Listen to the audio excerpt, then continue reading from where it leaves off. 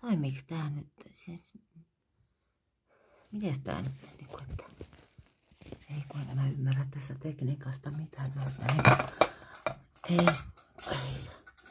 Ei tuokaan nyt, että miten tää no ehkä se on nyt kuvaa sitten, no kuitenkin niin ehkä tää kuvaa ja tänäänhän siis oli tarkoitus pitää tää ymmärtämispuhe ja ylipäätään niin kuin tämmönen keskustelua aiheuttava asia niin kuin ihmisten hyväksi. Ja nyt mä esittäydyn tässä, että minähän olen siis Kirsti Tähtöläinen, sosiaalihuollossa olen hyvin pitkään ollut nyt tässä näin jonkin aikaa ja haluan tuoda esille tässä nyt tämänpäiväisessä luennossa ja keskustelussa sitä, että kuinka paljon niin kuin välittäminen ihmisiä kohtaan on niin kuin, henkilökohtaisesta näkökulmasta niin ehkä hieman vähentynyt. Että kyllä minun mielestäni pitäisi ottaa huomioon enemmän ihmisten niin kuin vointia ja siellä niin kuin, että miten pärjätään ja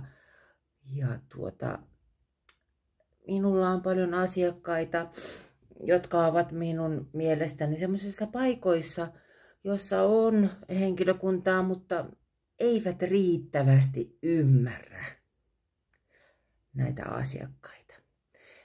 Näillä asiakkailla on hyvin paljon ongelmia.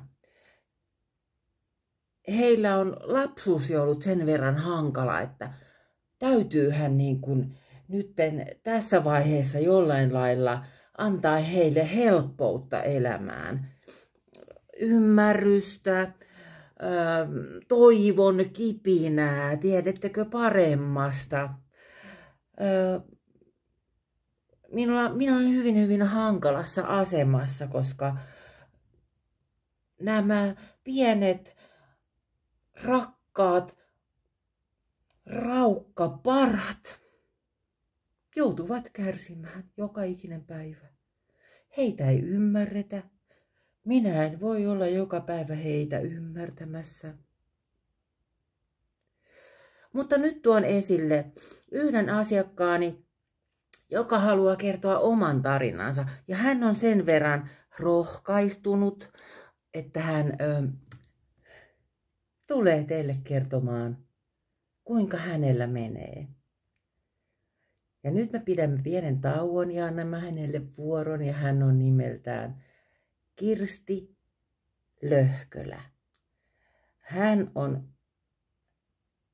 20 vuotta ollut omasta kertomansa mukaan niin hyväksi pidetty.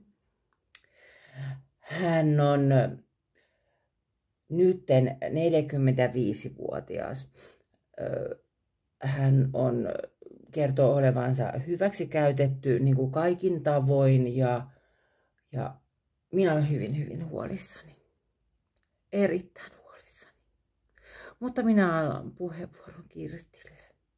Ole hyvä Kirsti, ole rohkea ja kerro, kuinka sinulle kävi ja miten sinulle nykyään menee.